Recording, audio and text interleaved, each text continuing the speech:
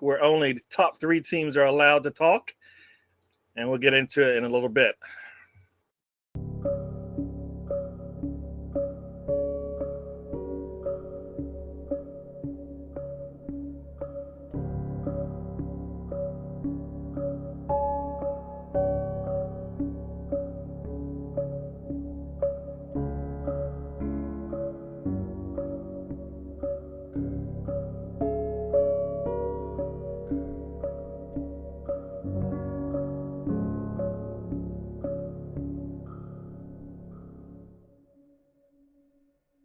Hello, everyone. Welcome to the trip.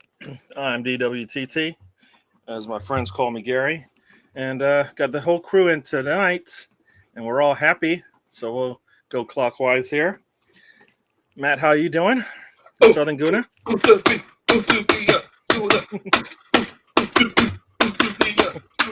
Nice. And we got Mr. Tom from the dungeon. How you doing? Super lease, right? And last but not least, we got Tony Turner. How you doing from Oklahoma? I'm doing so. All right, so you should be happy. Didn't make up a chant. For weather today. All right. I'm happy with the football though. Cool. So let's go ahead and get into it. I guess we'll just start where I said we'll just start with it. Initial thoughts on the weekend, and we get into each individual game. So I think for me, really enjoyable weekend. Everything I kind of wanted to happen happened. Arsenal got their win, and everybody else that I could care less about dropped points. I'm going to take that every weekend. If that can happen, team. Hey, everybody is behind us, right? So we'll take that. And Matt, a little overview of the weekend. How you feeling about it? Hey man, I told Lee 10 out of 10, man. Great performance, great weekend. Even Tom's team got in on that this weekend. There you go. And Mr. Tom, how your weekend went in terms of the football? Total football. That's how the game should be played. Dominance, embarrassment, not at our expense, at the expense of the money team of Chelsea. There you go. And Tony, talk to me. Good. The only thing that could have been better if Spurs lost. But other than that, still drop points. So gives us a good chance to keep on into September. Hopefully do well in October, be near top of the table after the World Cup. Cool. And we got our first message in here, and that comes from Riddy, Canterbury Gooner. Yes, chap, stand up if you're at top of the league. Everybody stand up. I did. You can't stand up, Mr. Tom. I'm sorry.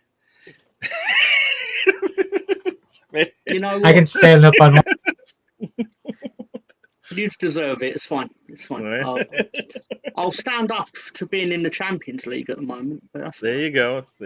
Top. Matt's trying to eat a shirt. He's hungry for Tom's. All right, so let's get into it. We'll do a quick run through of the games when we'll stay a little bit on our team's games, but we'll go through everybody else's. So let's just do that real quick. Everybody get your minute or so comments in there. So I guess we'll start with let's start with the way the weekend started anyways, right? Didn't start too good for us, did it? Team at home versus Wolves. Yeah, talk to me, Tony. Yeah, that team picked up the point. Looked like it might be little Harry decided to get a goal. They're kind of right behind us. Figured they would be. Well, their top teams dropping. So weekend didn't start great, but then as good as it could. Okay, cool. I don't know. You sound like you might be cutting out a little bit there. So I don't know if there's something you can do. So we'll try. We'll make do. But yeah, it sounded like you were cutting out just a little bit in the beginning. I don't know if towards the end it was clear for you. But all right, so that's the first. So Matt, I guess I'll just go with the order that I have here. So Matt, first game of the weekend, that team squeaks out a win. Wolves probably should have won it, but they can't finish. Tell me. It is what it is, man. I mean, it's going to be a dog fight there with Spurs throughout the year. So it's just a case of now. This is the second week. I can't remember what the score was last week, but I'm starting to notice that they're having some issues there. And like you said, Wolves really should have at least drew that game. But you can only beat what's in front of you. So I mean, I'd have to say, it is what it is. Yep.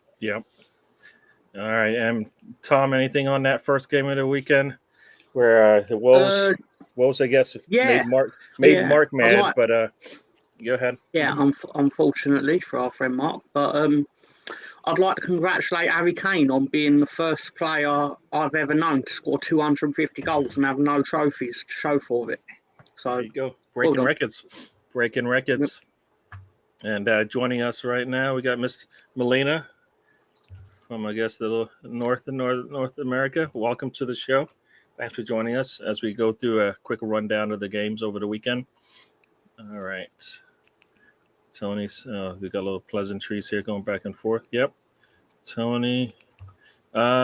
Next up, we'll go Crystal Palace runs away late against Villa. It looked like it was going to be a close game, if I recall. But then Crystal Palace basically put their foot down and ran away with it. All right, Matt, anything you got to say on that? No, I mean, Palace, I saw something interesting yesterday. Somebody was talking about, it was, Lord, I can't think of his name now. It was on ESPN FC. He was talking about Arsenal hadn't really beat anybody. And I thought about it. I thought, well, wait a minute now. What was it? Crystal Palace. Scrape, we got past Crystal Palace. Then I forgot who it was they played the week after that. They struggled against them. And then this week they won 3-1. I mean, Palace is a scrappy team, man. Yes, they are. And as many have said, a 2-0 win at their place is good. So tell me, Tony, Crystal Palace 3, Villa 1. Yeah, I thought Palace would win this one. Matt said they're a tough team. Last week got a draw with Liverpool. Arsenal got a tough schedule for them, but Vieira definitely has them playing well. They're a team that should finish in the top 10 this year. Be interesting to see if they do. That's pretty much all. Cool. You did cut out at the end there, so I don't know. We're gonna have to just play it by ear. We'll see how you do. And Mr. Tom, Crystal Palace 3, Villa 1. Firstly, I think Steven Gerrard is very lucky that he is Steven Gerrard, or more people would be scrutinising his record as Villa manager, because it's not actually very stellar with respect to him. Also, there was an interesting passage of play in that game where Villa felt they should have had a penalty, and within about 15 seconds, Zaha had scored. And I thought it was quite interesting that they gave no penalty, like no VAR check, and they checked and went no, so the goal was given. But I was interested what would have happened had they decided it was a foul. Would they have then disallowed the goal for Palace and awarded the penalty for Villa? And how would that have turned out? Yeah, I don't think they can. I don't believe they can change the game. All they can do is fix mistakes. The goal from Zaha isn't a mistake. So you're right. It would have been interesting. If it's anything like, officiating over here in the States, you can correct errors, but you can't change anything that happened after the error occurred. So basically that goal counts, but that's how you can get a red card after one of those things, and then you'll be out. So, Yeah. you know, No, I wondered if they gave that for argument's sake, I wondered if they just went, no, definitely say no penalty and let the goal stand in case, or to prevent the uproar from saying, no, actually, you did foul Bendia and we've now got to disallow that goal and essentially Villa's now going to score. Mm-mm. And because my team weren't involved, I thought that's what should have happened because I would have enjoyed the pandemonium. But, you know. I hear you. And next up, let you continue on. Give your comments on the Everton Forest match.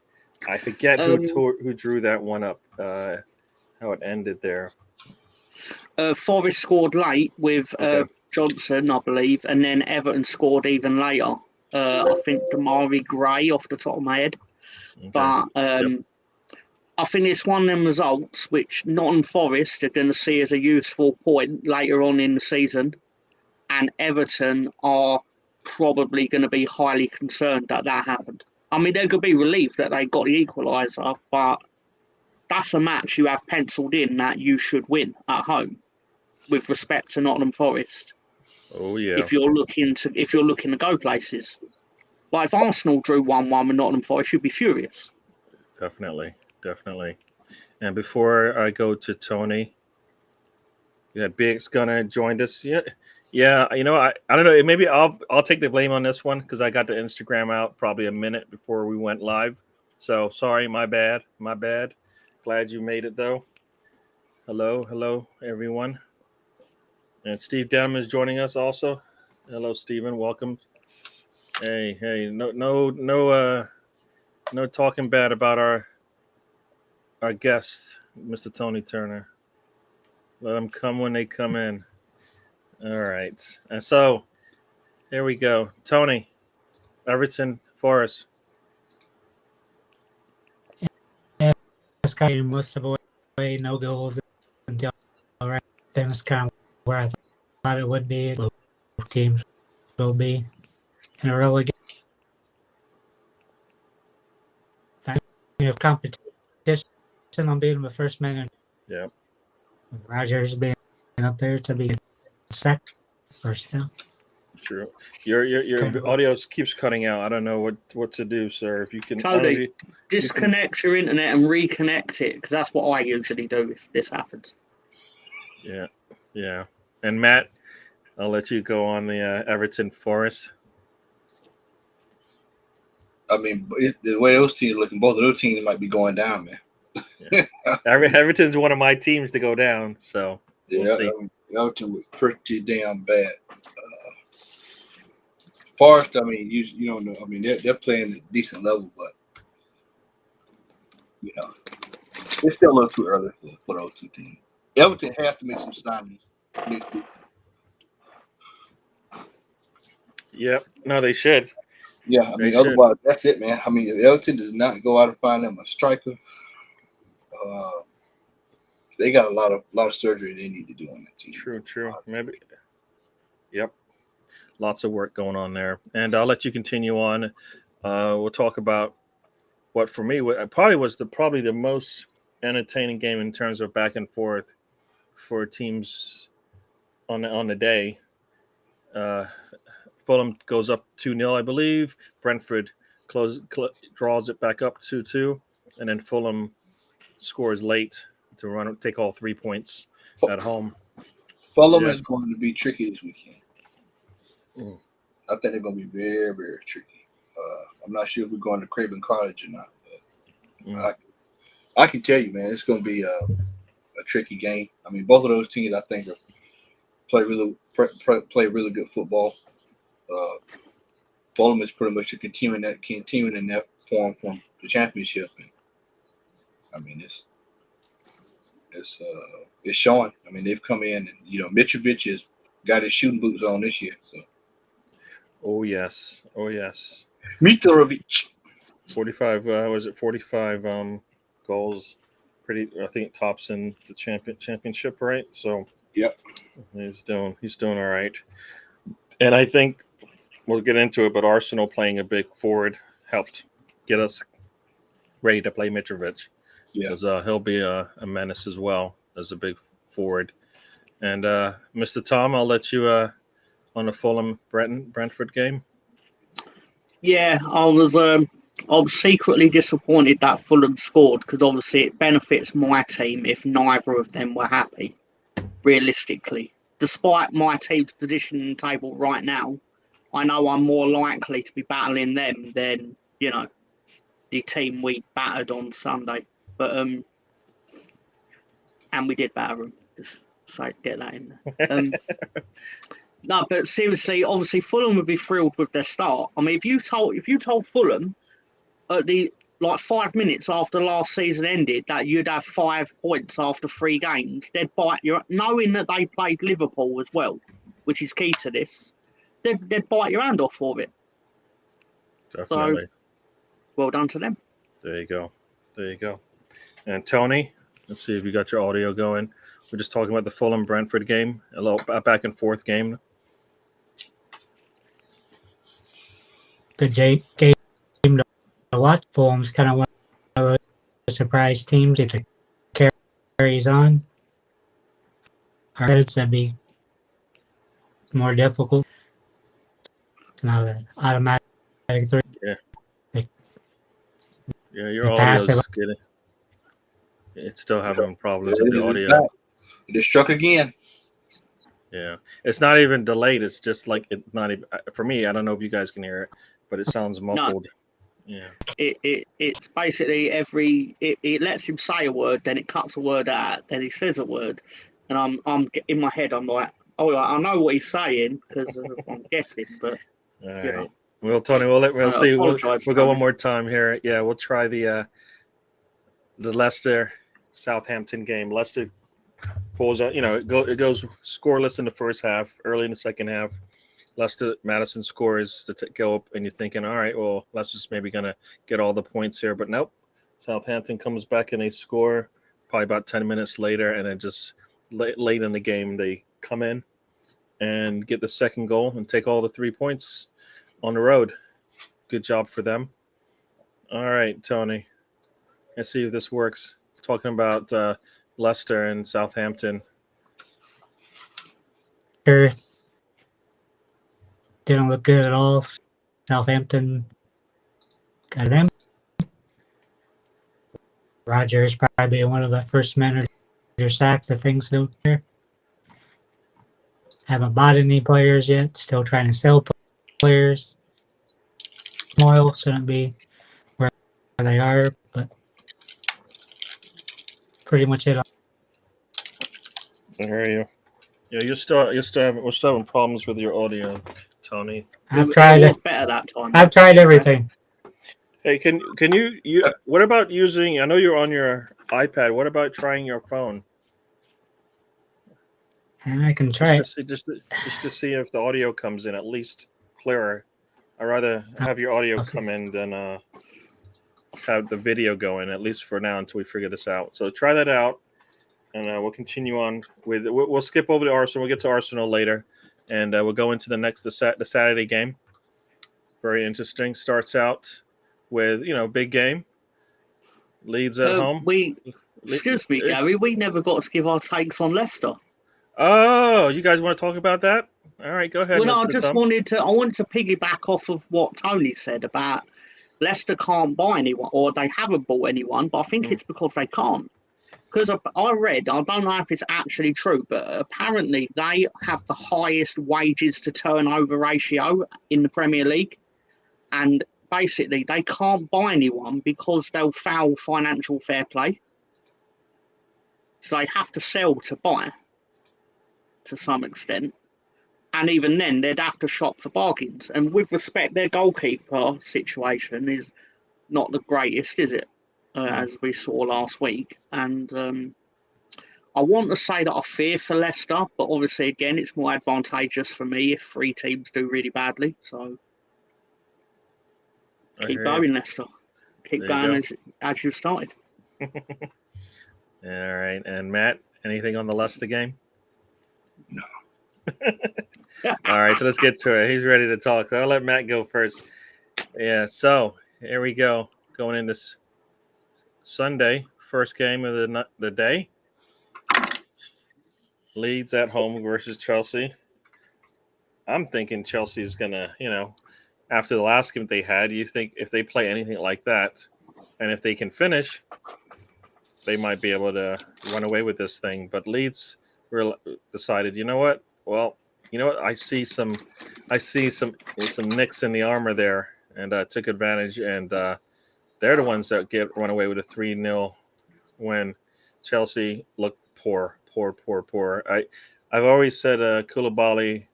I know everybody said he's a really good defender, but every time I see him play, he gets a yellow, and he's always getting turned.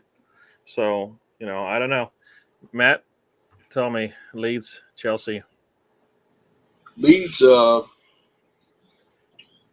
really good, man. Rodrigo is rolling, man. Outside of probably Tom, man, I can actually remember when Leeds was in the Premier League back in the day, man, and it was scenes of old. Is what I saw Sunday. It was really refreshing. We had an American score. It was the first time in history that we had an American player score, win a game, and be coached by an American. That's my trivia for tonight. Yes. So, Not even I would have known that. Yeah, and so it was refreshing, man.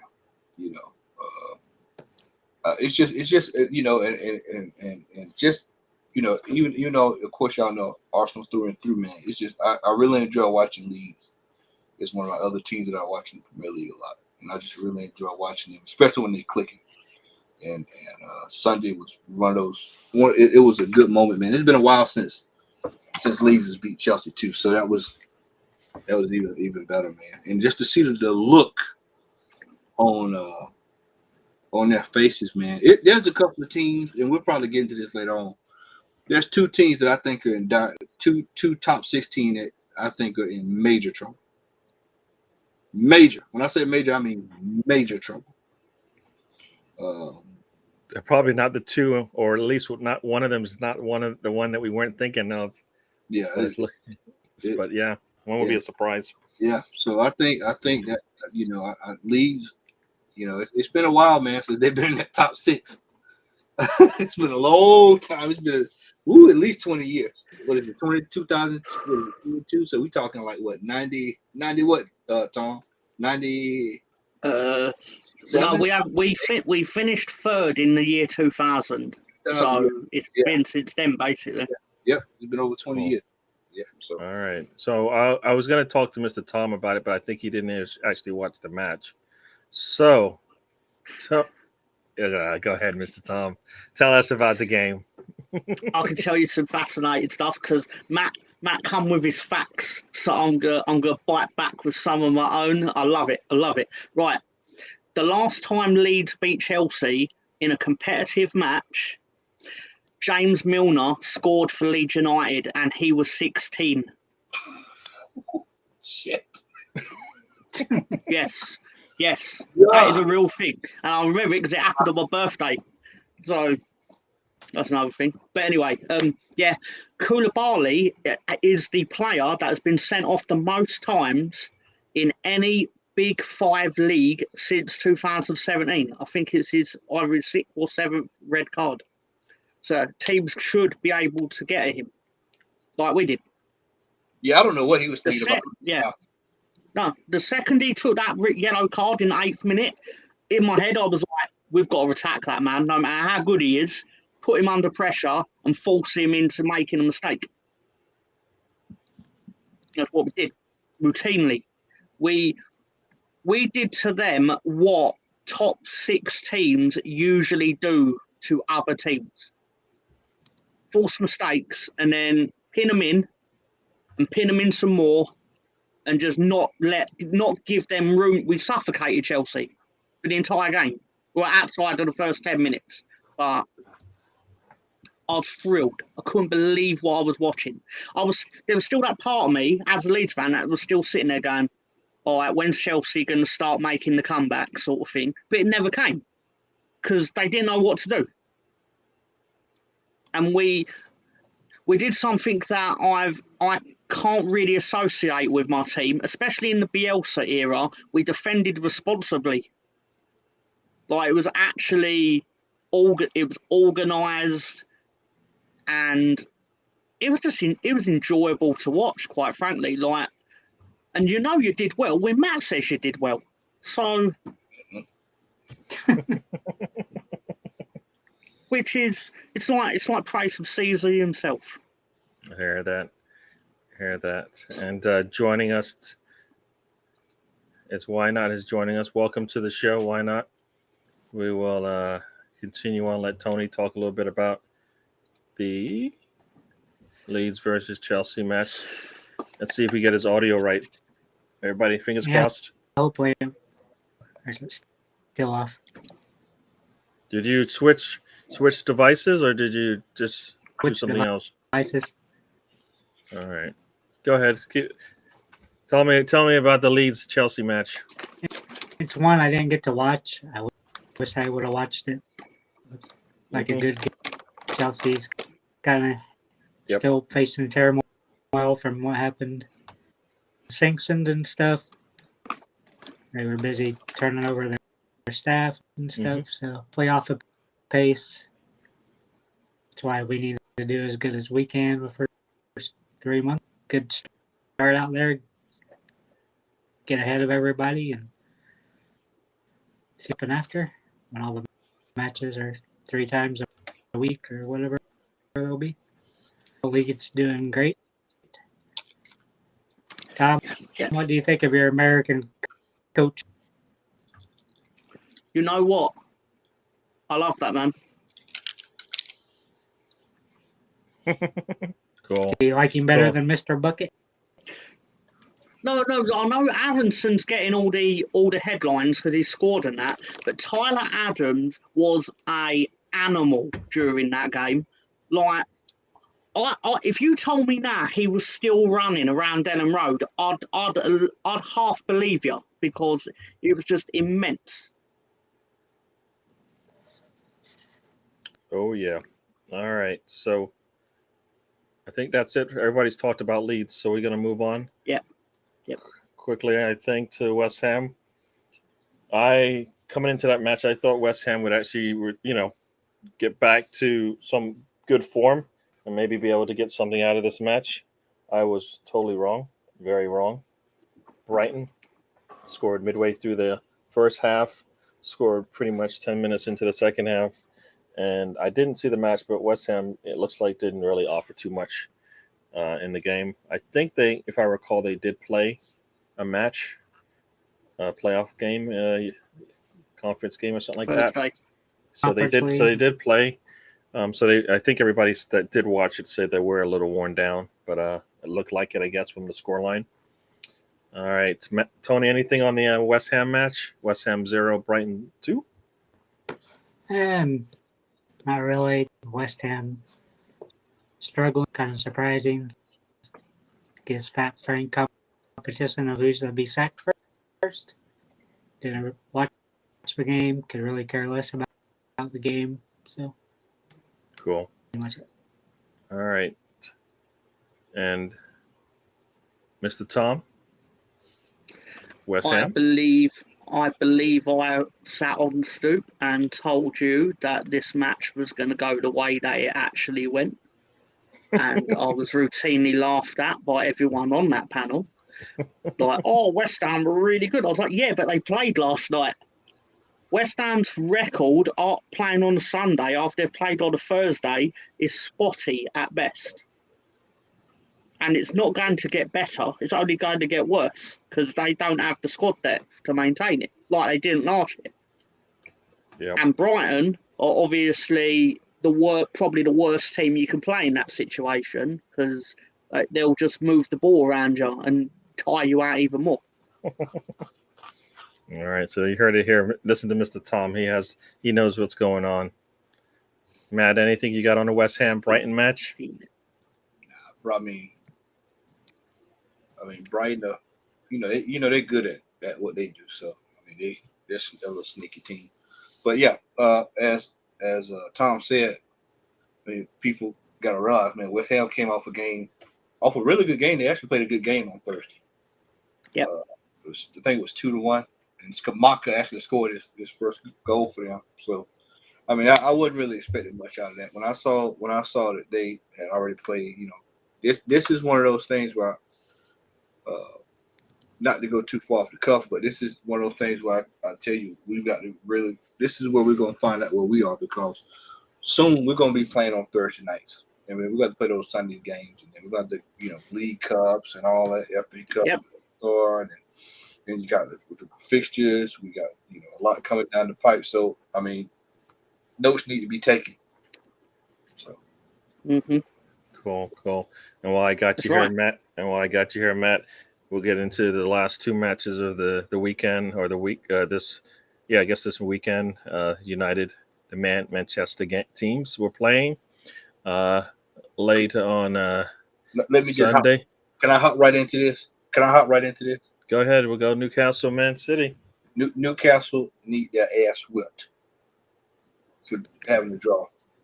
They need their ass took out behind the shed and whipped, because they had that game dead right. Almiron, I know Almiron very well, considering he played for Atlanta United in the MLS. Mm-hmm. He should have been scoring that goal. He should have scored the first shot he had. I mean, it was absolute scandalous they did not win that game. I mean, they took a point off of City, took 2 points off of City, but I mean that's a hard pill to swallow. They should have won the game, man. Yeah, no, you watch it and I can definitely agree with you. Newcastle should have been running away with that game. You knew once they went up 3-1 that they were that at some point City was gonna come back, and I guess they didn't heed the warning signs. Sorry, Gary, can I ask you a question about this is relevant. When Arsenal win, say like you played the 2:00 game and you won, do you enjoy? Oh, sorry, in England it's 2:00. It'd be the early game in America on a Sunday. Yep.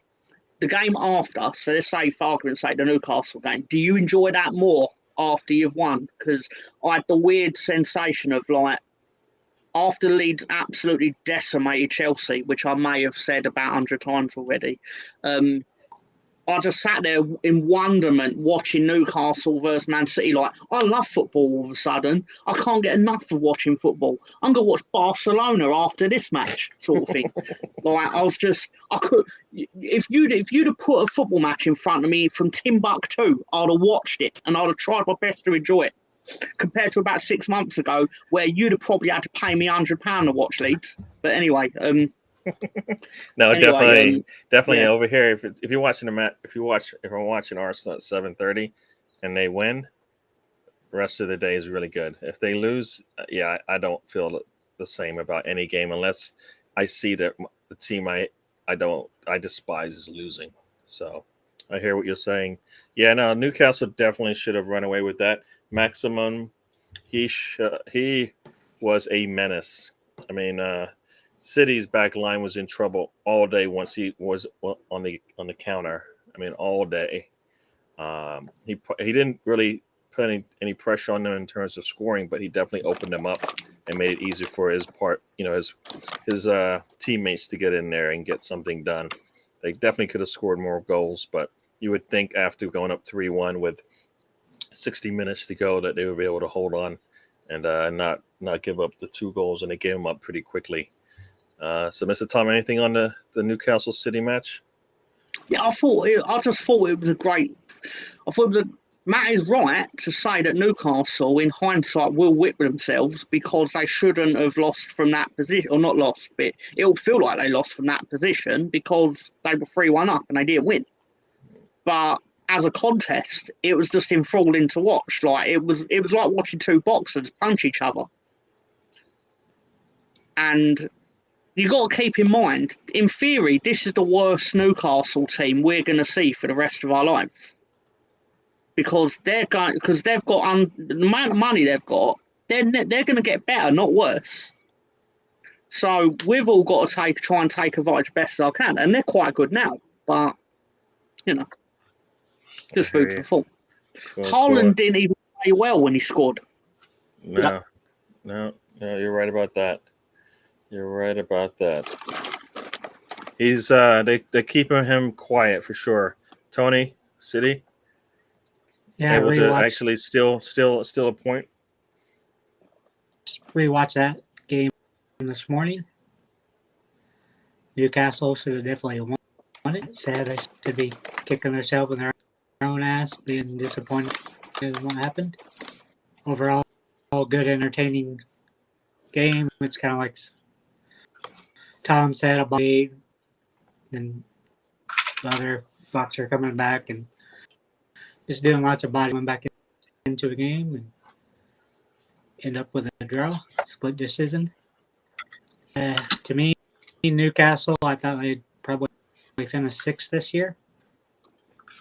Probably compete for 4th if they invest a little bit more.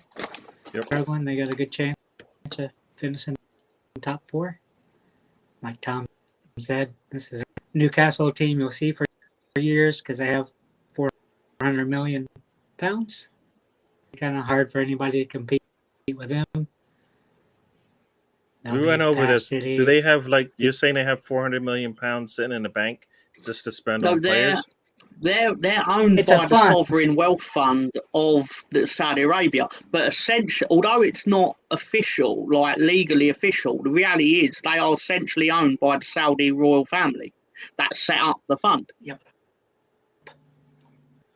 Yeah, I just was wondering because you keep bringing it up, but I'm like, City has a lot of money behind them as well, so I'm not sure. It's only directly 21 million for them, or it can't be 21 million. They just spent over 100 mil this last window, and they spent 100 billion, the window before that.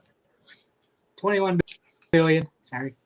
Billion. Okay, you said 21 million. That's why I was like, I don't know that doesn't sound right.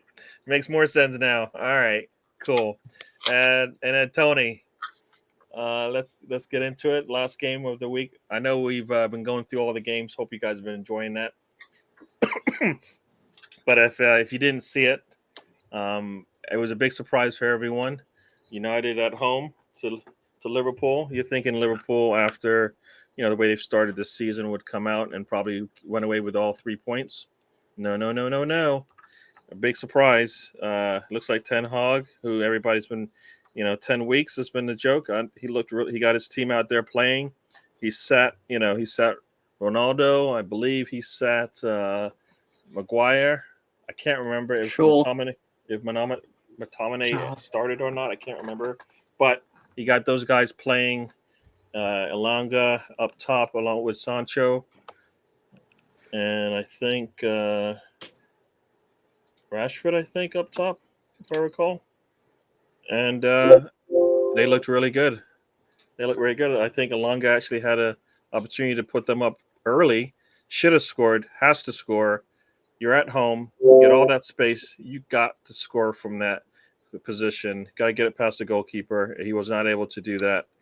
And but later on, Sancho was able to put them up. Surprising game. It kind of is, will Manchester be able to keep it up? Is Liverpool ever going to come back from this? We'll see. Tony?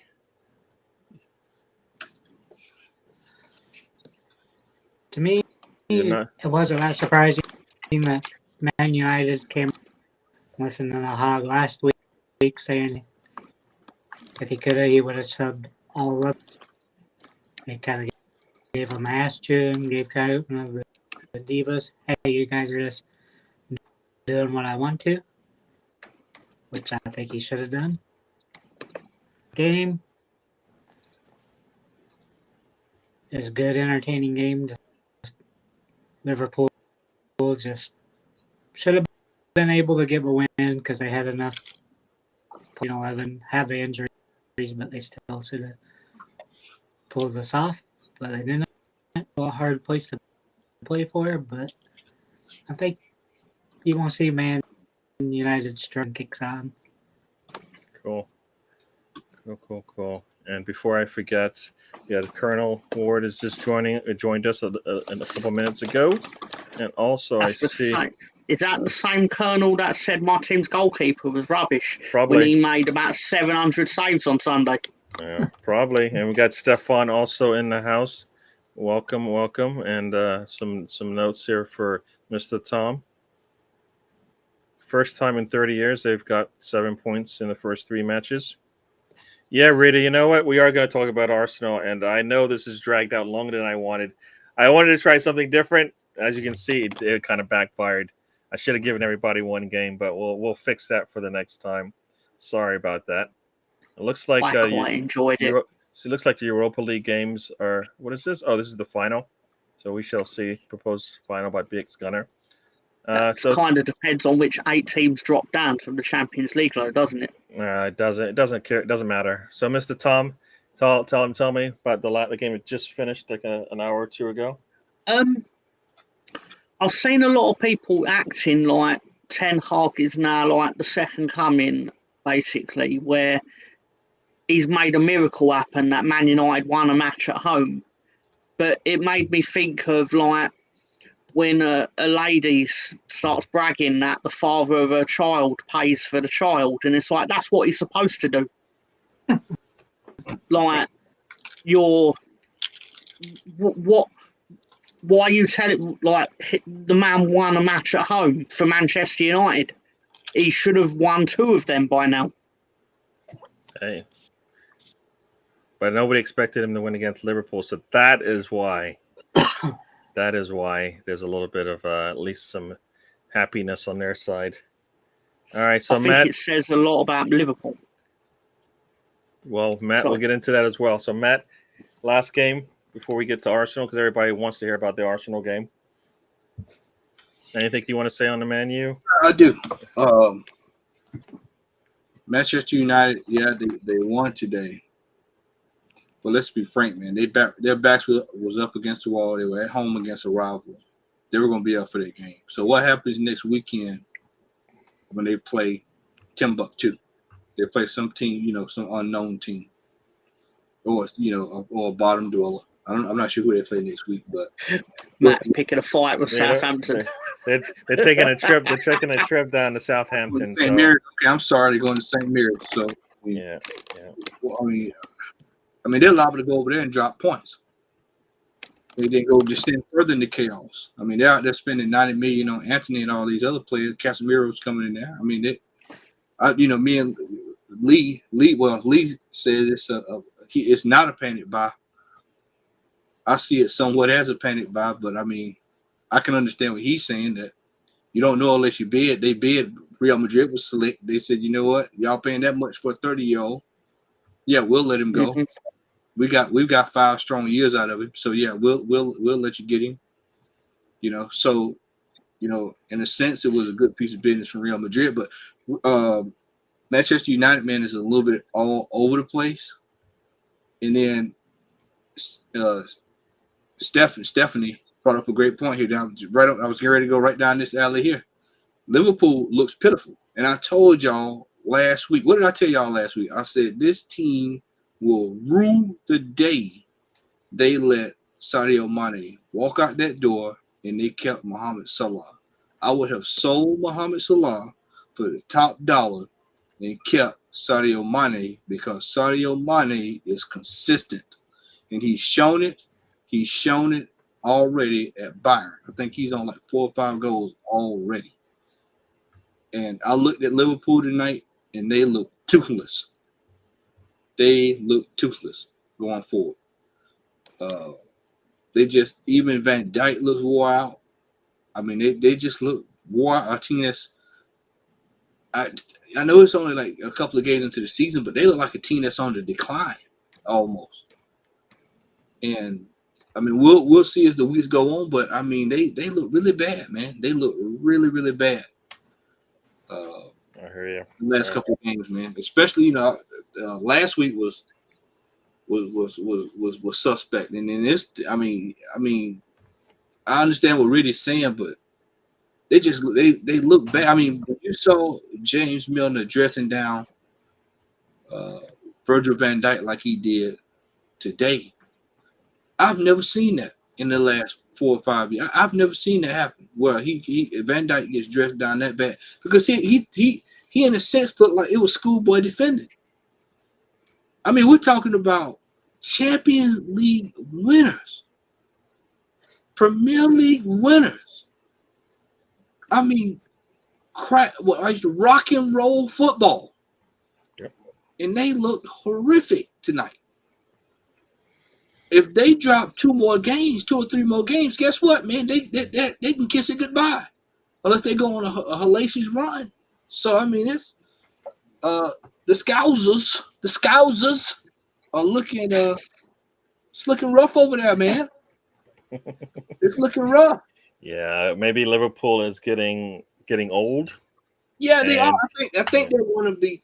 I saw a stat, Gary. I saw a stat probably about a week ago, and I think Chelsea. What was it? Was it Chelsea? Who was it? Was the oldest? It was.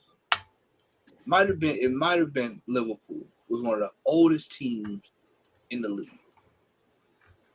I mean, you just Makes sense. I mean, just James Milner is it? I'm 40. James Milner has got to be at least what Tom 30, 35. He's 38. I thought 37. James Milner's been a professional footballer for at least 22 years.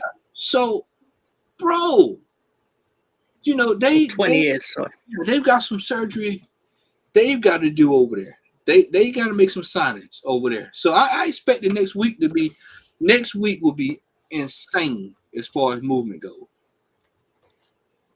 The next 2 windows, this one and in January, will be something we've never seen before. It's going to be a madhouse. But especially for Liverpool, teams like Liverpool and United, yeah, it's going to be, and Chelsea too, because Chelsea is enough. I mean, woo! If Tuchel drops another game over there, you're gonna start hearing. I mean, I heard one guy already call for his head. Y'all think we bet on Arteta, man? You know, Chelsea can't lose 2 games. They're ready to turn the stadium upside down. True. And you know what? Their next match, it should be an easy one. It's at home versus Bournemouth, right? We just beat them. Sorry. And I'll let you go, Tony. Tom, after Tony. Let me try to. We need to get out of this. We need to get out of this. Yeah. No. No, it was just like Matt said. Nothing bad. Just about Tuchel. It made me remember something about him, but it's fine. No problem. All right, Mr. Tony. Anything you got on the what is it? What was I talking about? United game versus Liverpool. No, just kind of adding what Matt was saying there, because I've already commented on it. They let all their players get old, so they're kind of have to be in a rebuild. They said this way they broke their wage structure. They're giving him $400K a week, which I said I think I approve a day they did that, because he's 31 or whatever he is. Would have kept signing, but I think they made a mistake. They're going to pay for it. Interesting to see what they do when Nunez is back in the club after his race. I think he'll do all right, but they're still I regret it. Our midfield, Klopp seems kind of distracted and kind of out of it. Be at the next week before the window closes. But they need to pull herself out of it. Hope I don't. I think likely one to fall out of the top 4. Because I just see him struggling this year. Well, cool. And Mr. Tom, I know you had a couple of things to say. Go ahead. No, even Tony superseded it by the way Tony talks about Liverpool, and then he basically told Liverpool how to sort themselves out, and then went, but I hope they don't. And Tony's upside down now for some reason. Tony, yeah, what's going on, Tony? He turned his phone upside down. Sorry, that caught me off guard. Yeah. The way Tony talked about, Liverpool need to do X, Y, and Z, which he wasn't wrong on, they do, and then went, but I hope they don't, is reminding me of how I was talking about the likes of Fulham and Leicester earlier, because I was like, they need to do X, Y, Z, but I hope they don't. So, that's no. But also, Matt was saying about Tuchel. Do you know what his excuse was for why Chelsea lost? Dry pitch. Apparently, Chelsea couldn't afford to put everyone on a plane. So all the players travelled to Leeds via plane and all the coaches travelled by coach. Now, allegedly, that means Chelsea lost. I don't know how he said it with a straight face, to be honest. That's a nine. It shouldn't matter. Those guys don't have to do anything. They don't have to run around. So Exactly. That's And keep in mind, the coach they're on is probably more luxurious than anything you'll ever sit in your entire life. Yeah. Visiting With no Stranger disrespect to Things. wherever any of you were sitting. Cool. All right. Sorry, and So I'm back from Stranger Things, back from Upside Down world. all right. So one last thing before let's get into it, because I know we've spent over half the show talking about everybody else. But now we're going to talk about the big game for the weekend. Arsenal on the road, Bournemouth, new to the Premier League this this season. On the road, I did hear this might be a tough game. It's on the road, but if Arsenal has ambition, this can't be a game where it's it's on the road, so it's going to be a tough one. I don't like hearing that because at some point it can't be that. I understand the history. I understand. I understand the history, but that can't be the mindset anymore, especially for the team. When they go into these matches, they should be expecting to win most of them, right? We've been not winning most of these type of matches, and actually our record against relegation zone teams is actually really good. So, so far we've beaten, 3 teams, and this was another one. Really good game going into it. I was expecting good things from ODEGAARD and Saka. They hadn't produced, I don't believe they produced a goal or an assist coming into that third game. I was hoping to see both of them get on the score sheet, get some stats in there, but ODEGAARD decided it was going to be him all day. Really good game from him. Did kind of the things I was expecting. Has a really nice, finishing. I don't understand why he wasn't doing that the first 2 games. Hopefully he learned, and he looked really good doing it. So Matt, talk to me. Tell me about the Arsenal match.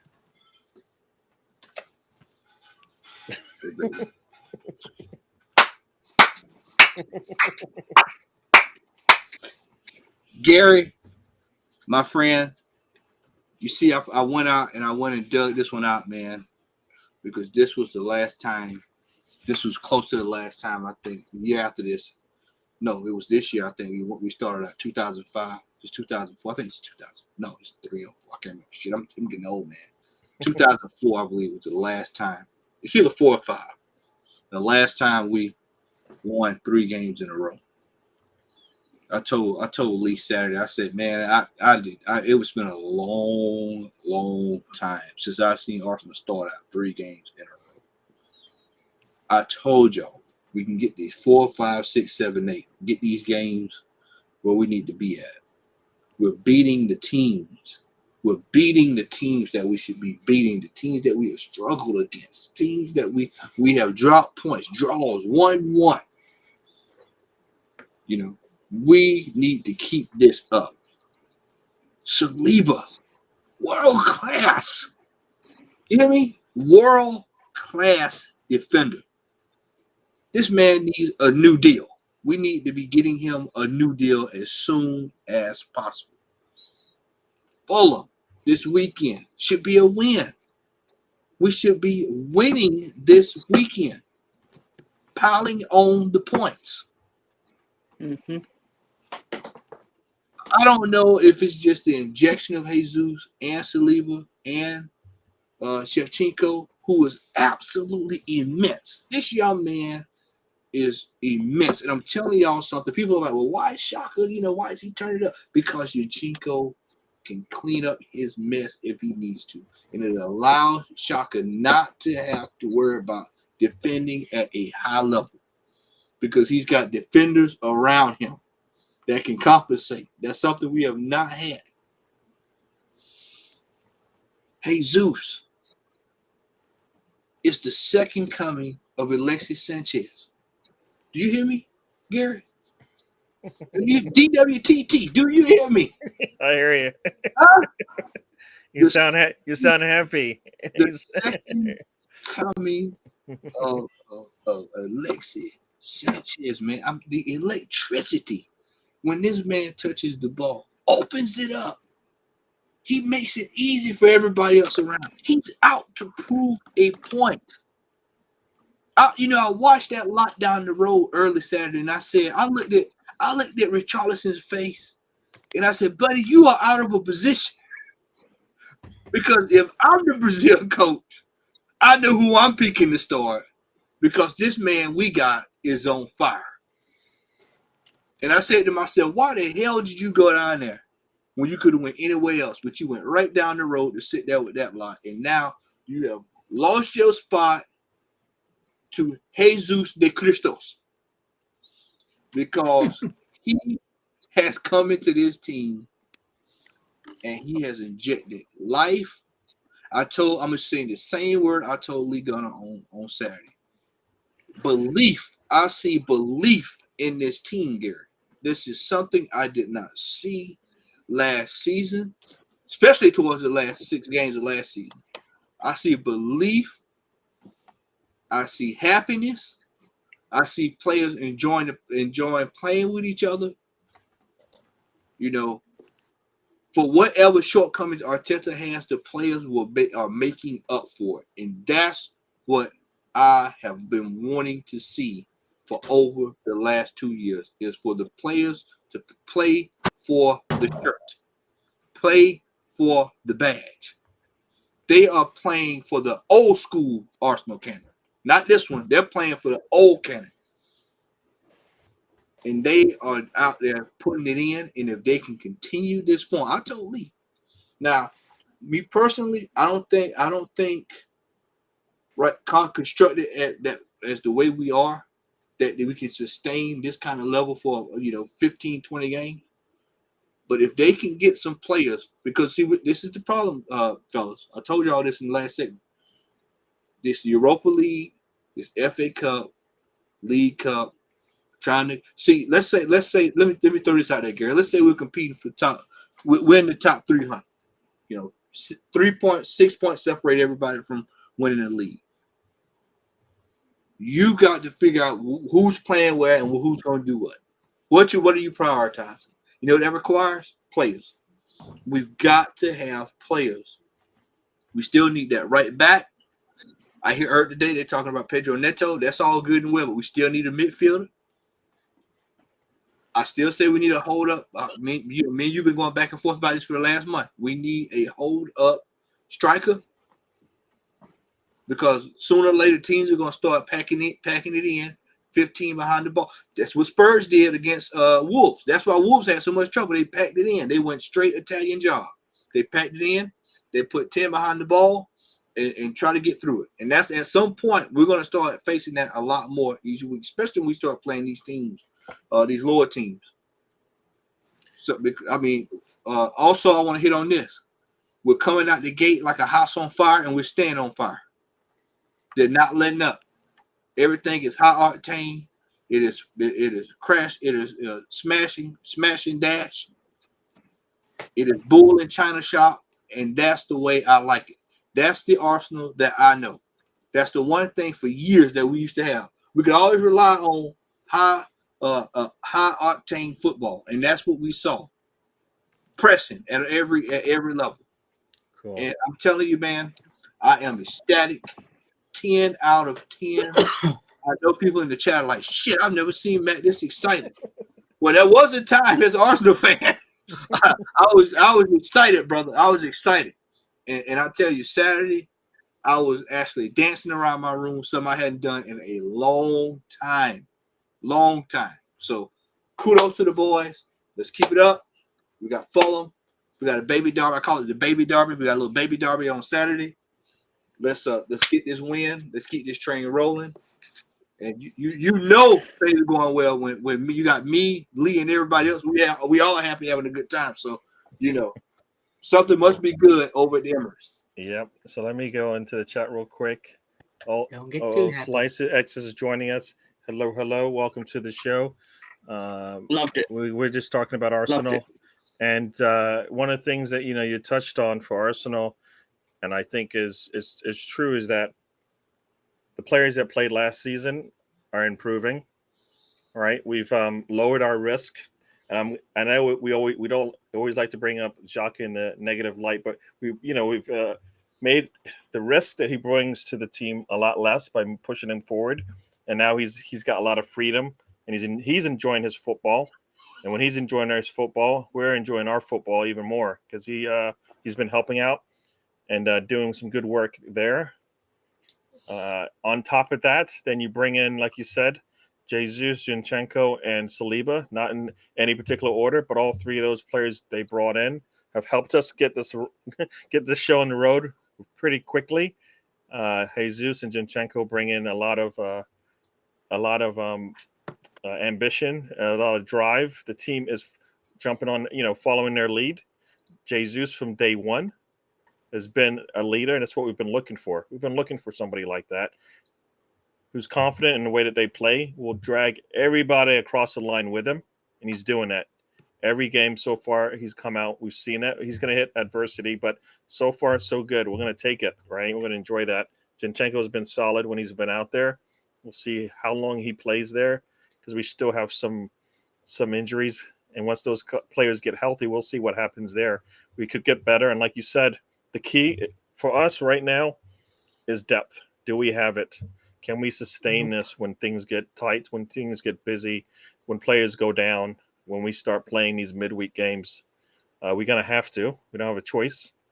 We're gonna have to figure out a way, and Arteta's gonna have to do that. Hopefully, all this noise about players coming in gets us there, because we need at least 2 players. But I think that's still not enough. But we're gonna have to make do. If we do get those 2 players coming in, wherever they are, it will be welcomed. Be nice if it helped out CDM, but I don't think that's going to happen. But for our attacking, we'll probably be much better there. So I will let Tony go ahead and talk about Arsenal. And Arsenal I'll talk about wins on the road. I'll talk about the game before I give a state of Arsenal like Matt did there. 2 quick goals by ODEGAARD within the first 11 minutes. 52nd minute goal by Saliba. It's one of those games we took a foot off the gas after the first half, really after the first 30 minutes. That you don't want to see. I want to see the team fired up going 60 minutes or a full 90 and make subs at 60 minutes. But overall, it's 3 points we should have had. We should win. We need to win it. Because like Matt, you said, we don't have to get it. I doubt if Arteta integrates the academy players like we need to. Europa League and the League Cup and stuff. We need it before the World Cup and going into the January window. This time we're going to end up the same place we did last year. And watching the game, Eddie come on for Martinelli. You seen Jesus, what did Eddie do? Nothing. What happens when Jesus gets an injury, which he's plays?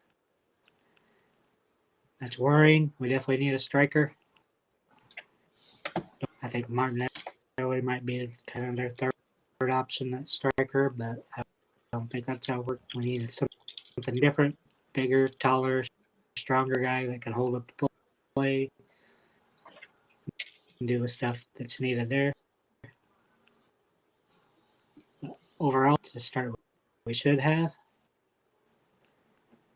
Hopefully, we do more. At least 2 players. We probably need 4 this window to come in.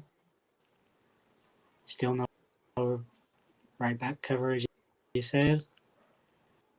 Still we could use striker, winger,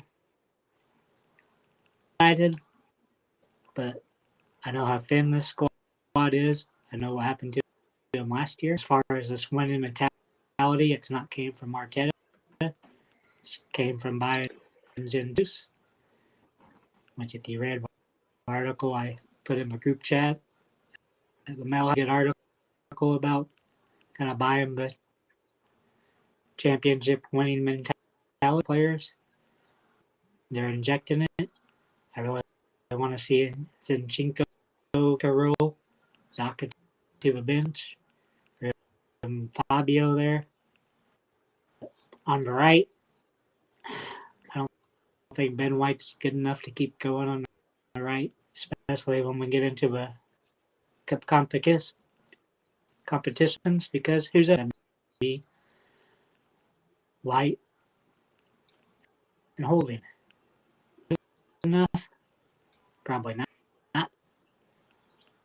Probably need another center back, so we kind of need to watch the minutes we give White so we can do better in those cup unless we totally scrap them, which I would probably do. I'd probably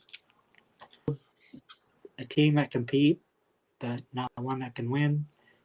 Keep your starters. Arteta needs to start using the substitutions because these guys can't play 80.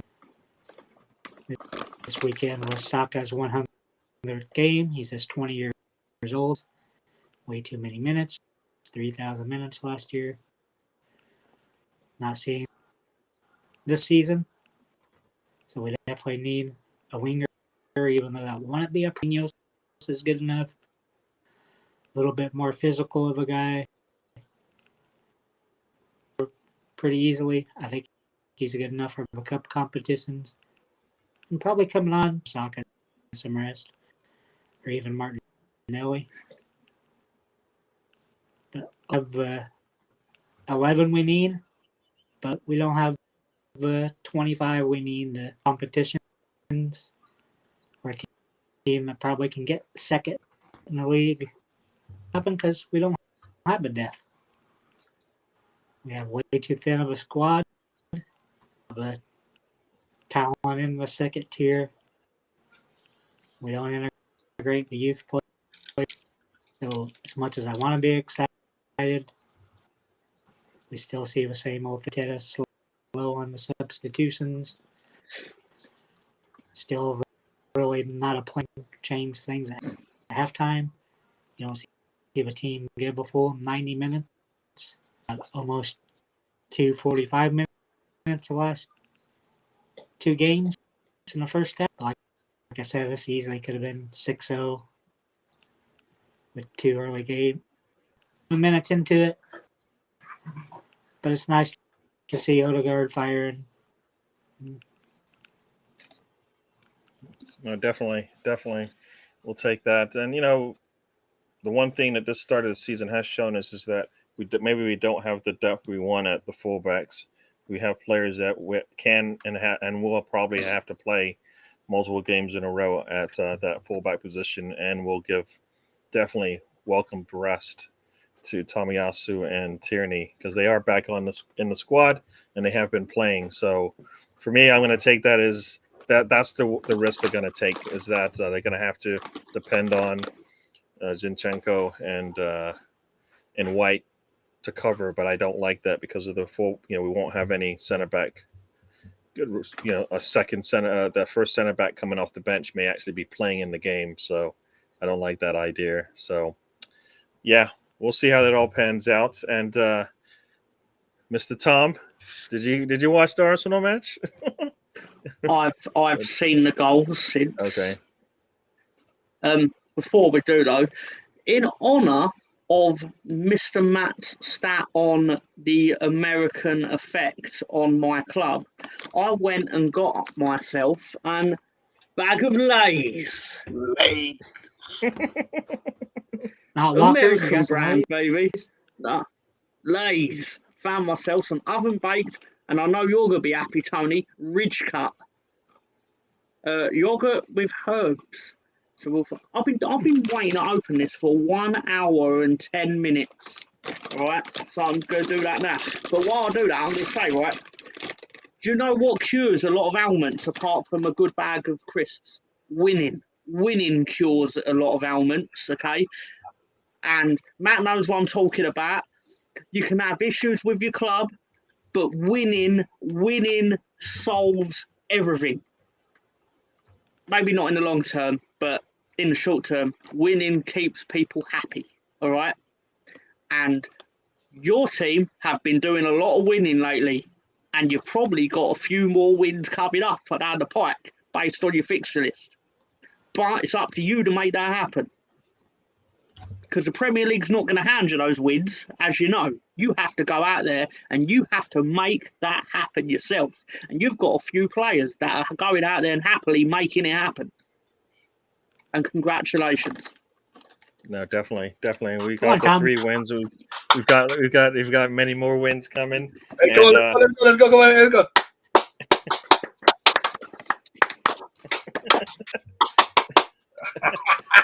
We're enjoying the weekend as we should. We're doing what we're supposed to do. We're winning the games we're supposed to win.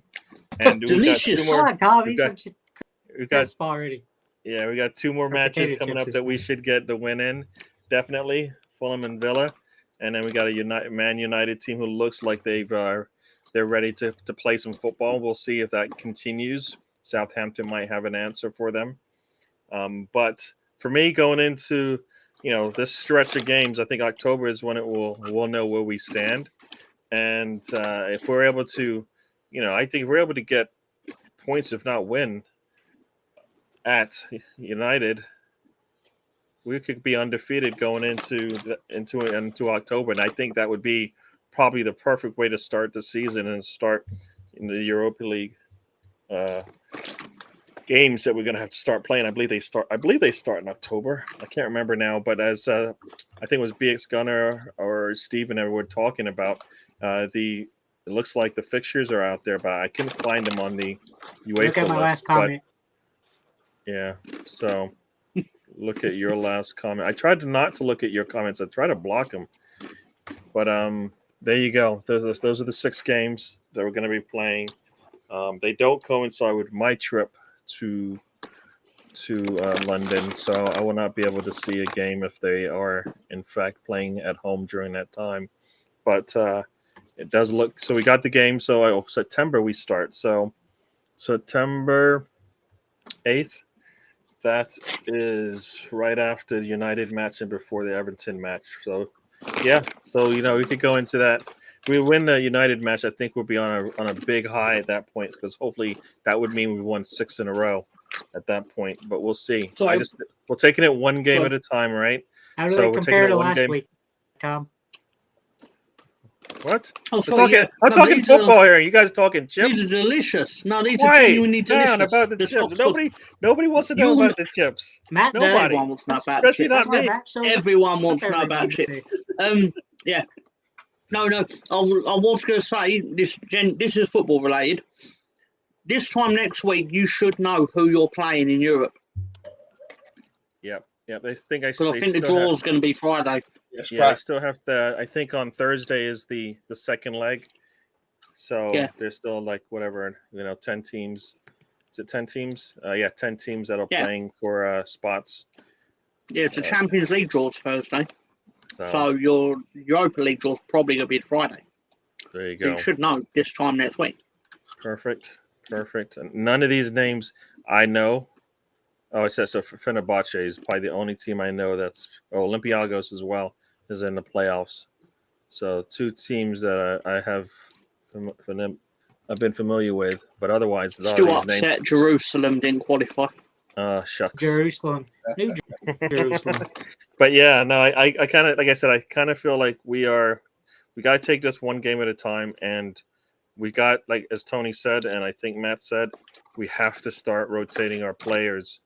We cannot wait till September to start playing players in Europa League games, thinking they can just turn it on. And Kedia has already told us he needs games. He needs to play 90 minutes. so he can get back in. That's what he said. He said it. And when he got those minutes, he looked better. I think it's a mental thing. He can't. That's what he's saying, but he shouldn't be saying it because he's saying it and he's doing it. If he doesn't get 90 minutes, he doesn't play well. But the man's going to have to play when he gets minutes because guess what? This team needs him to come in and actually play well and do the business when he's in there. Everybody needs to do that. The Millsworth Row has shown you that you don't need 90 minutes to make a difference. So that can't be an excuse going forward. So, yeah. So Tony's list there, and I think, do I have any? Yeah, we got Craig has joined us. Craig, thanks for joining us. We are finishing up here. We've been going. We kind of went through every game this weekend, a little bit longer than I planned. We won't do that again. I'll make it a little bit faster. Or we're talking about enjoyed the it. games. No, I enjoyed It was it, good. but everybody doesn't need to talk about every game. No, 'Cause you're we- probably We do, right Gary. there. But I don't think we all need, unless somebody wants to talk about a couple of minutes, but we can't do all three of us or four of us talking about it. So, yeah, we'll try to get through it a little bit faster next time.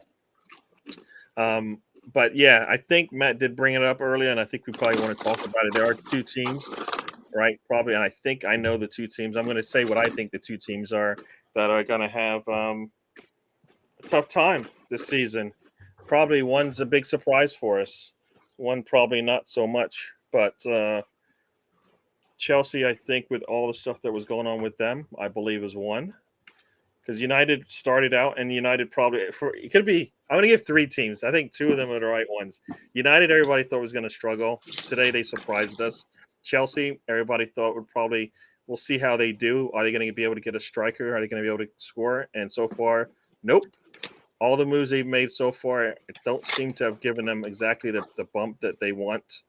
And last but not least, I think Liverpool is surprising people. I think they were expected to be pretty a solid number 2 in the league.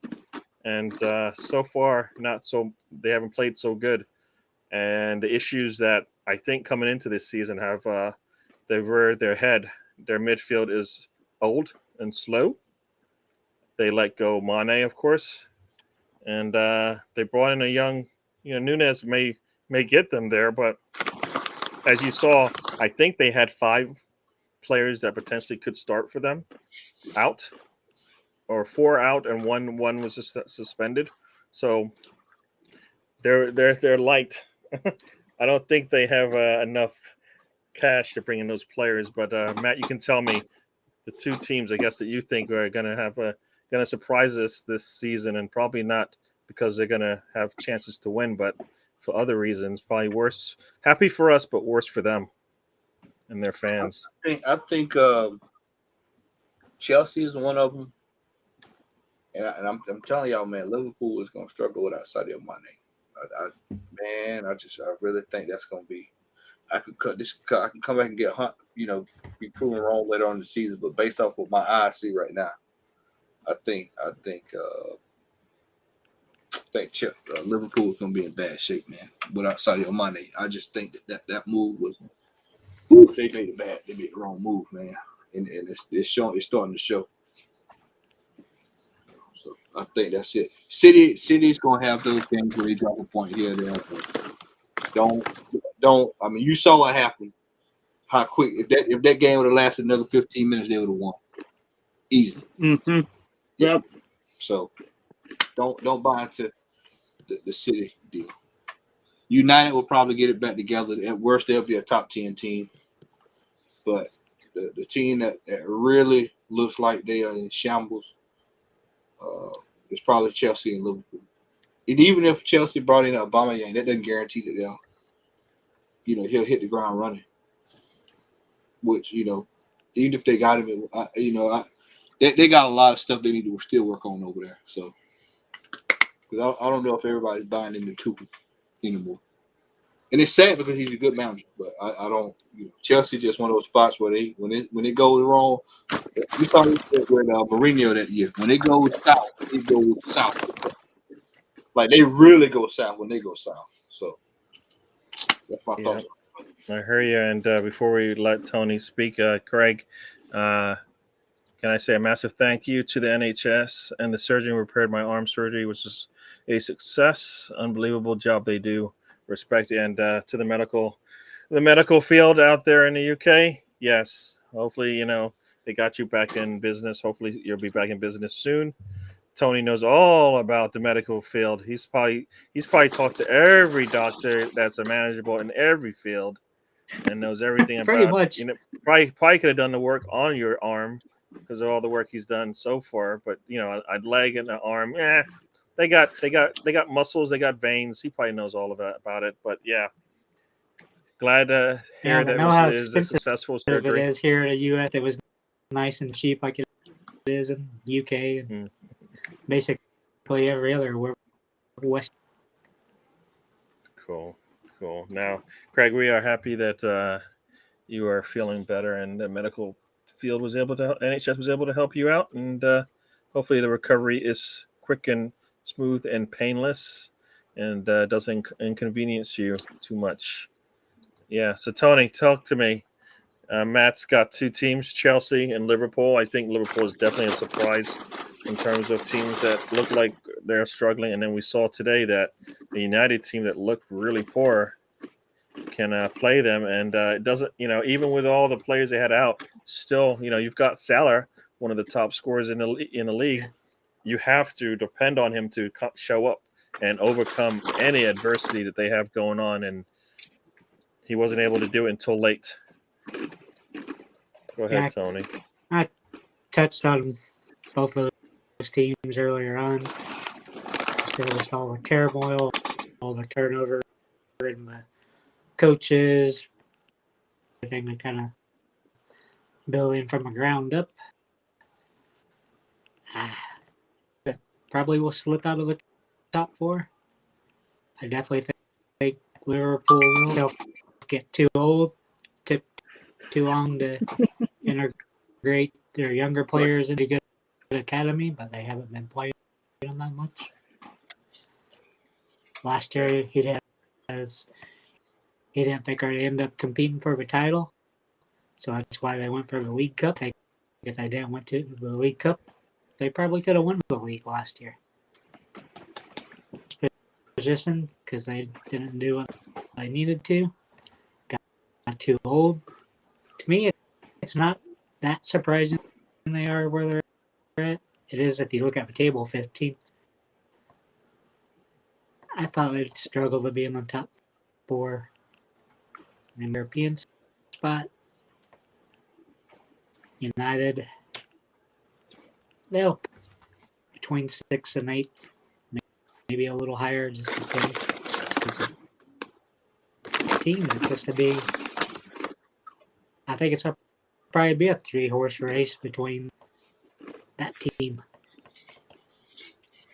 and that team. They have a depth, so they're kind of better suited to go for the length of a deal. Starting 11, we got it good.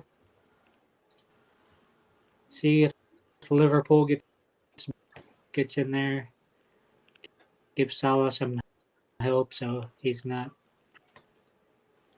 definitely screwed up by Salah. When Mane, they said it never broke their weight structure. Salah, $400K a week for a 31-year-old striker. I think it's like a 3-year deal or whatever it is. Just they're going to end up regretting it. I really honestly thought they were going to sell both of them this summer. They selling one. But it's kind of nice to see so many teams struggling. West Ham struggling. Villa struggling. So you're going to have a surprising top 6. You might have a Leeds slip in there. Newcastle would slip in there anyway, but they might surprise and shock everybody. Being Champions League going into a new format would be ultimate. They could challenge for the title next year. Yep. Just 2 years after a new ownership. That's pretty much it. Yeah, that could happen, and maybe not, and hopefully not. But as old Slice X says here, let's not look too far and this is true for everything that we're seeing right now. We've seen Liverpool come out struggling, lose Van Dijk, and still finish in the top 4. So, it isn't a team that probably is going to roll over. Today was a really poor showing for them, but they do have a world-class manager. They do have world-class players still on the squad playing in the front and back line. So we'll see if they respond. They're going to be home. Should have an easy game against Bournemouth, so we'll see how they do. But now you're right, Tony. Just a lot of craziness going on in the start of this season. The teams that have been able to stay stable, with the way that they work, have seen a lot of success. I think that's been key. I don't know how Nottingham Forest is doing it, but most teams that haven't had to make significant changes and made a lot of good improvements have been able to see them come through. All right.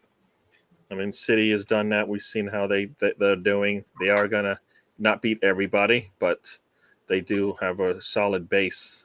Arsenal looked good in preseason, rolled it over into the regular season. Leeds, lots of deals, but that did not slow them down. I think just the fact that he brought in players that he knew of has helped him and made it easy for them to transition into the squad. I know Riddy said I didn't talk about. He said I talked about Arsenal more than Leeds more than Arsenal, but I think somebody said, Matt, we might stay. I know Matt's probably going to have to go at 9, but we might stay on a little bit longer because I am out on Saturday. So, Matt, But, Matt, Where you going to be at Saturday? Saturday, I'm actually taking my kids to college. So, Oh, you being an adult? Huh? You're being an adult. Yes. I just play a podcaster on a couple days a week, but I have to be an adult on the other for a couple hours every so couple often. days a week. Yeah. I thought you podcasted every day. No, not every day. There are some days off for me, but no, I'm taking my I'll kids. give my prediction before I go.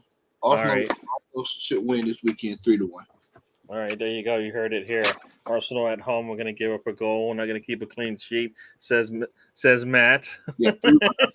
3-1. I think Mitrovic should probably get some off a corner or something. We'll be. Hopefully not off a corner because our set piece play has been really, really good.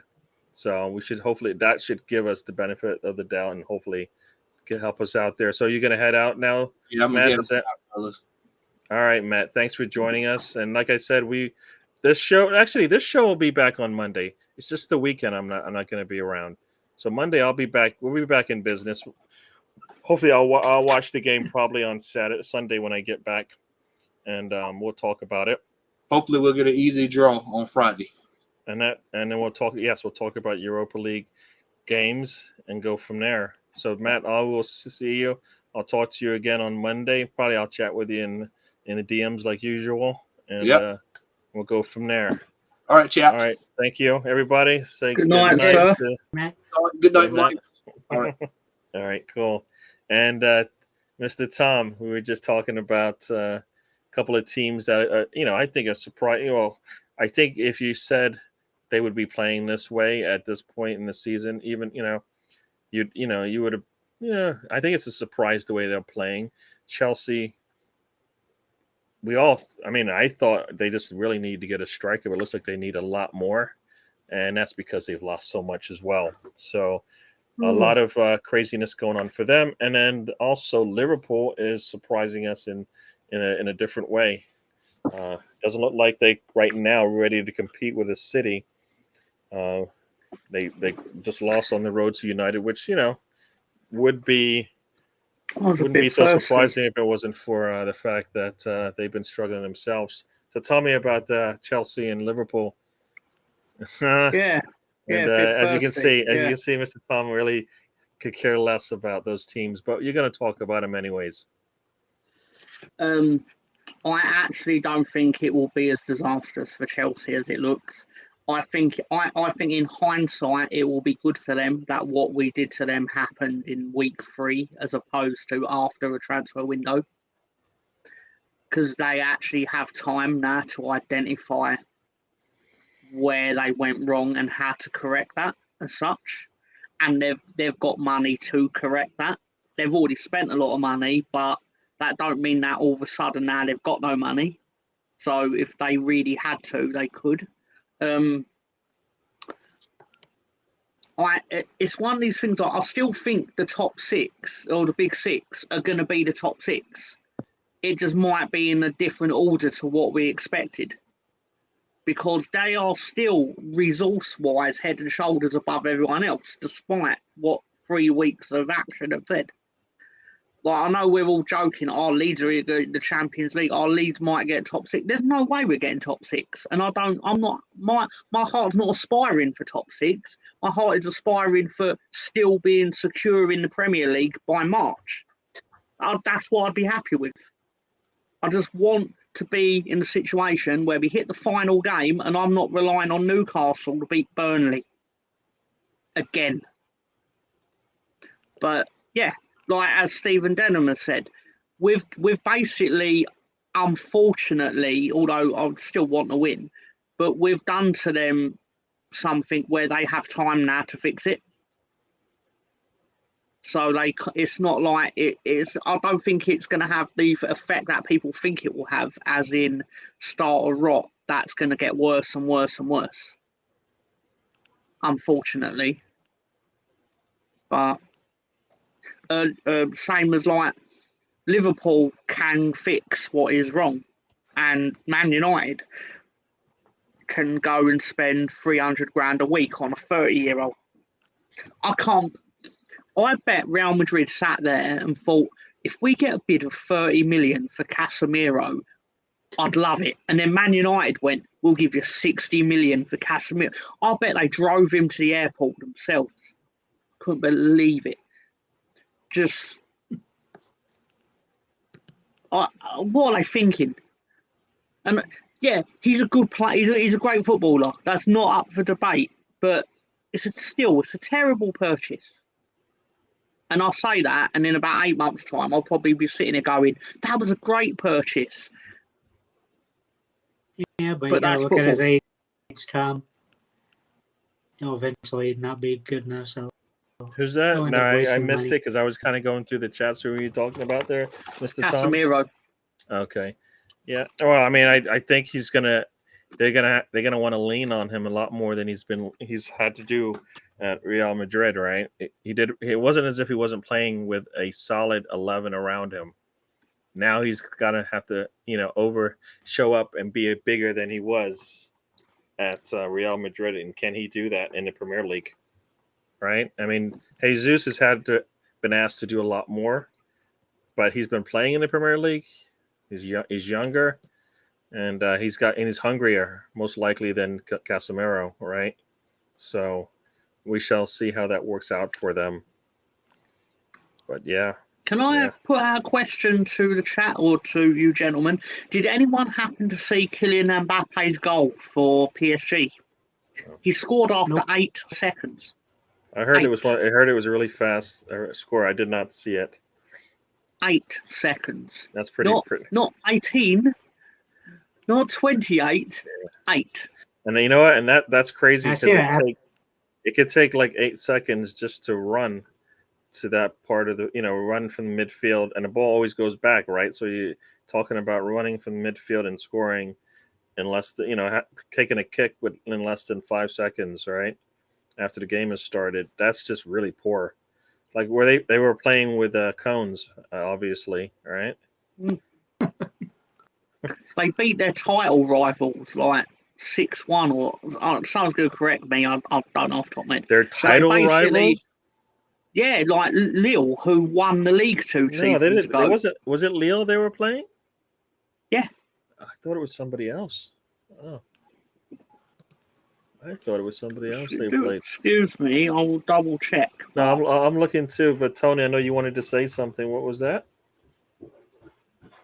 With his age, they'll end up regretting the deal. Like Tom said, it's double what they probably expected to get from him. Overall, it's probably a bad deal, but it's amazing the money all these teams are 31, 32-year-old players salary pay on bonuses. We made a mistake with Obama. Seems like more teams would be cautious, but they keep doing it. I think Liverpool said they saw $400K a week for 3 years, maybe 4 years. I can't.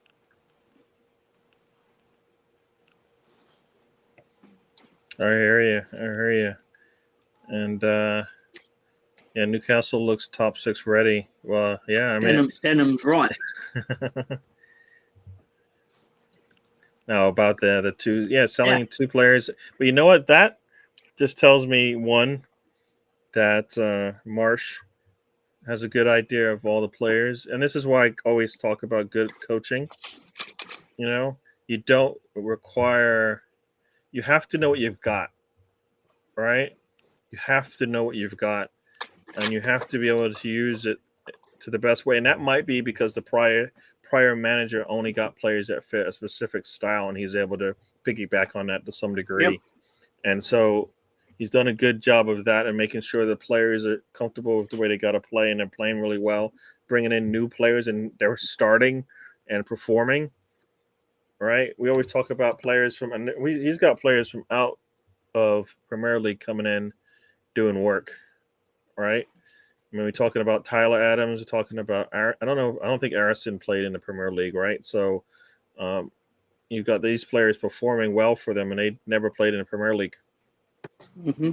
So it can be done. You just have to make sure you know how to coach these players up and get them comfortable on the pitch, because the game comes fast. Sorry. This is why a lot of pundits in England, I didn't see a lot outside of England, sat there all summer basically going, every player Leeds have bought doesn't have Premier League experience. And basically all with the implication that Leeds are going to struggle. But my thinking was, if they've got no Premier League experience, that means you don't know whether they will be good or bad. Therefore, that actually made me more confident than if they would have sat there and said they're going down, because you're just saying that based on the fact you don't know them, so you think they're going to be bad, but you don't know. And evidently, don't get me wrong, we're 3 weeks in. This could go tits up, but we're well primed for it to not do that. Yeah, I mean, you aren't playing with one of your best players in Firpo, Bamford. If he decides to get healthy at some point, you found you don't really need him to be perfect, and you can use him in spot games if that's how it's going to work out. Right? You're not missing him right now, and if he does come back healthy, that's all the better for you, right? Your depth and quality coming off the bench works. So there you go. And you know what? You got to get these. If the points are given to you, you take them. Opportunities are there, you take them. Do you know Saturday's a Champions League places clash? Leeds are at Brighton. Who would have thought? Week 4. It's two top 4 teams are playing each other, and it's not Arsenal and that team. Into the Conference League. It's somebody else. But yeah, so welcome to the show. Ray has joined us late here. We're going to go a couple extra minutes longer here. Ray's got his Aronson detector. Yeah, going to go a little bit longer here because I won't be around on Saturday. I might put out a video. I will try to watch the game and then put out a video. So I'll give you my thoughts on the game and anything else that might be going on. Once again, hopefully we are talking about players coming in, but so far nothing, or maybe players going out. And looks like Pepe may be going and following. I think Nice is the team, so he might be following Casper Michael. Well, you guys were talking about that, so that might happen there. He plays for Nice with Aaron Ramsey. Yeah, that too. Yeah. So then, going to have Pepe there as well. Tom, the voice of Champions League. Finally, imagine that. Yeah, and that's crazy, right? You've got 2 teams at the towards the bottom of the table playing today, and they're United and Manchester United, and in Liverpool. And Do you know, I'm looking forward to October the 16th because Arsenal step in to the Lions' Den of Ellen Road, and Arsenal are going to press Leeds. Leeds are going to press Arsenal, and it's going to be combustible. And you'll probably win because you're significantly better team. well, But you might. still, it's Well, going to be you fun. say that, but just remember what's going on in that month, right? We start out with that team, then we got 2 home games to start. That team at home, Liverpool at home, who I assume will not play the way they just did. Then we play you lot, as they say. So you might get us on that, a rough patch of games. And then after you, we come back home to play City. So really tough first 3 weeks of October with the games we're going to have. And then I think we also have on top of that, right? On top of that, we're going to have Europa League games. So let's see, on October 6th. So 13th. basically, so right between the 27th. Let me say what I was going to say, you silly man. Between that team in Liverpool, we have a game, and then just before Leeds, we also have a game. So that's going to be one of those Wednesday, Thursday, Sunday goes. So you're going to catch us on a short week there, Mr. Tom. So that's going to be tough. Well, I hope so. And Can I answer Ray's question? Just quickly. You can't answer anybody's question. Leeds is October. I'll just tell you, because we're not in Europe and we're probably not going to be in the Carabao Cup either. So basically, home to Villa, away to Crystal Palace, home to Arsenal, away to Leicester, home to Fulham, and then day before Halloween, away at Liverpool. I think that's a safe 15 points for Leeds, if I'm being honest. Oh, especially sealing it with a win at Liverpool. We're going to beat them old men silly. You're a funny man. And let's go to the chats here. I am the voice of the Premier League. I guess so. We are top of the table. Everybody's looking up at us. It's really nice. We want to continue that for most, if not all, the teams. So here we go. Oh, this is what they're talking about. It's somebody's getting baptized on that day. It's Jesus is coming to town.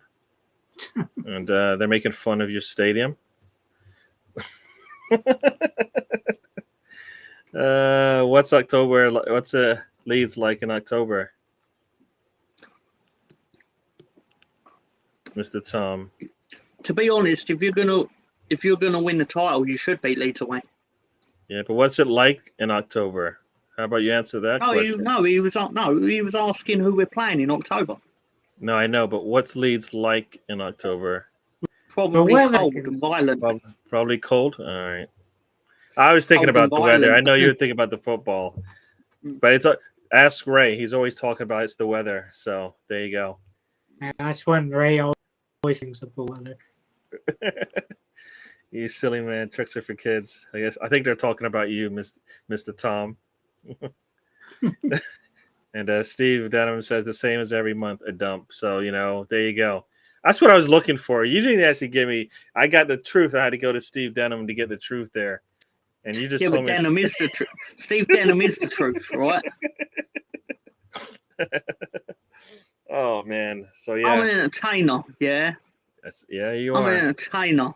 Yeah. Why not got my joke? Yeah, he actually listened to what I said. Why not? I got the cold part. The violent part. I don't know what that means. It means it's scary for fans to go there with other colored shirts on.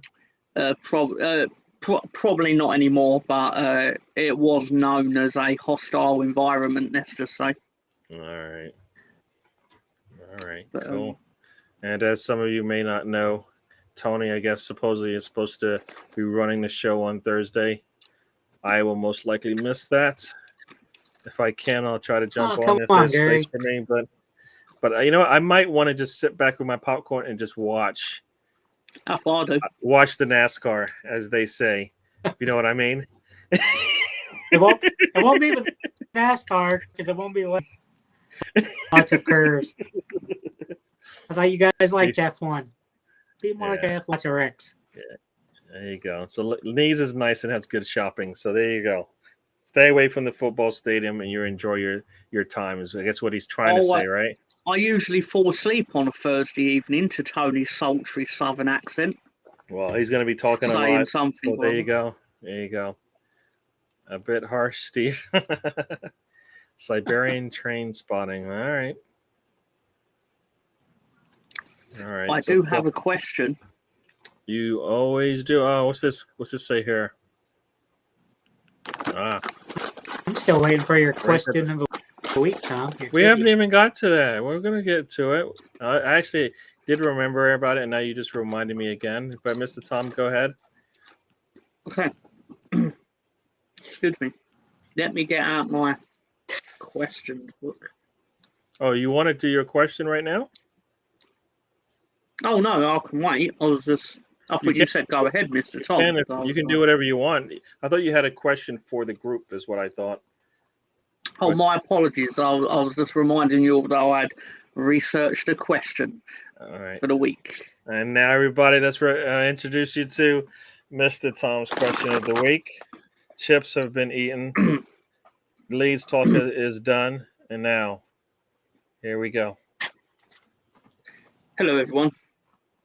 Good evening. Who is the most fouled player at the World Cup? Ooh. Or to put it another way, who's won the most fouls at the World Cup?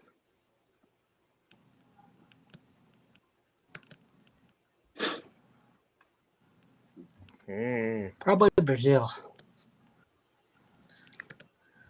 Probably the what? Brazil.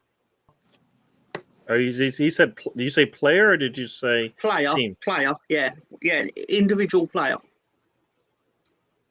was gonna say Mbappe.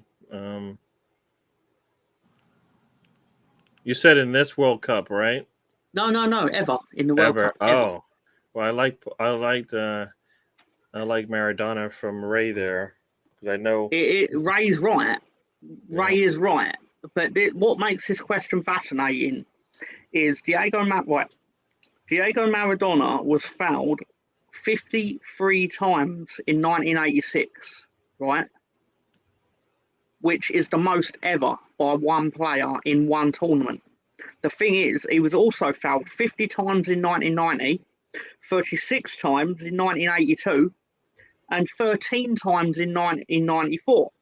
The thing with this is, he's actually he's the entire top three.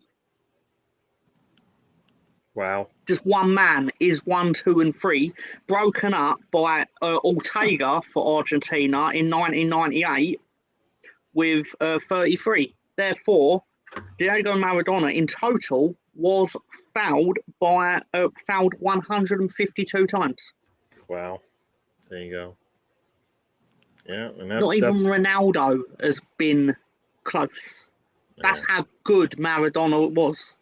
That you had to bring him down to stop him. I think they saw the sparkles from your notebook. Yeah. Liberace would be proud. He wanted to play for Arsenal. Who didn't want to play for Arsenal? That's pretty good, right? It seems like every time we talk about a really world-class player, guess what? Arsenal was on their list at one point. No wonder his legs were battered, yeah. And you know what? I guess if, your legs are battered and is it the hand of God, right? Maybe you deserved it, Tony, that's funny. Also, you got to keep in mind, although he only had 13 in 1994, I believe he only actually played 2 matches because then he failed the drug test. Oof. There you go. So it would have been more, probably. I hear you. He probably broke. He loved the old nose dust. All right, so we're gonna start to run it. We're gonna finish up here. I think they're still answering questions here, but it was Ray with the answers. And I did see your comment here, BX Gunner. So I will make a note of it, but I think you should also remind me, either in a DM right before I head out, because I can probably do that for you.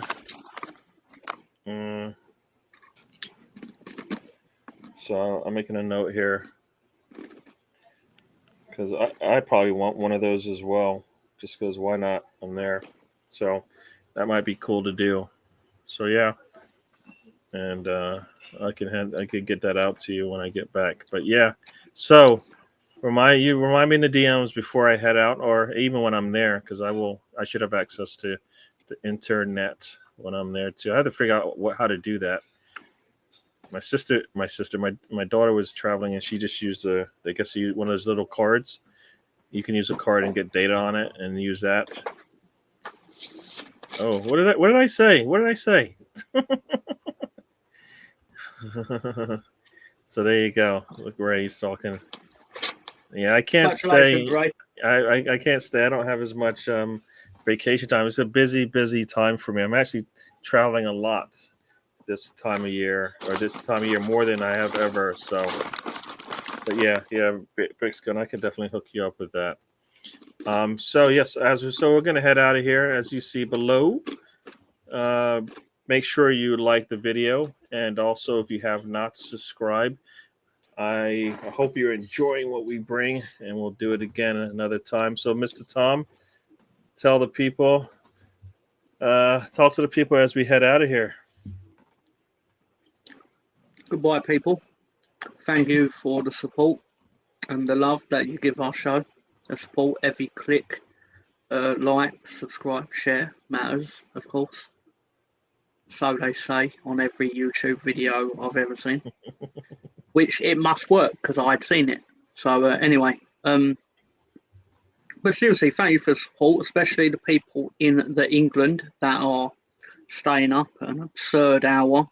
It's now 2:22 and 22 seconds. No, I'm just kidding, 37 seconds. But should have been slightly quicker, Stephen. Could have done that joke and it worked. Seriously, thank you everyone for the support. Give a bit of your money to Tony if you feel inclined to do so. Because look at his little face. Look at his little face. He wants a leg. Look at his happy face. Look at his little sad little face. Do sad face, Tony. Yeah. Look at those sad puppy dog eyes. Can you say no to that? I can, but I'm evil, so I'm a lad. But you shouldn't say no to that. Look at him. What's a leg? True. As you see there's the link there. I think it still works. It will change at some point, but I think right now it might still be working. Tony'sNewLeg.com will take you to the FundMe site. Is that right? I don't think it takes you So to it anymore. I think you have to scroll down a little bit. Because I think it expired. Oh, you have to scroll down. All right. That's cool. So it's on FundMe though, right? So yep. I'll try to put the link in the show details so that you got it there. So Tony, talk to the people as we head out of here. Yeah, it's always nice to come here, talk for an hour and a half. This time, almost 2 hours. So it's nice to come here, interact with everybody, and that's the best part of it. Reading the comments, interacting with it, taking things a different direction. Listening to Steve Denham and BX Gunner talk about what strains are trying. Got Liberace comments. You got Ray commenting all kinds of silly stuff.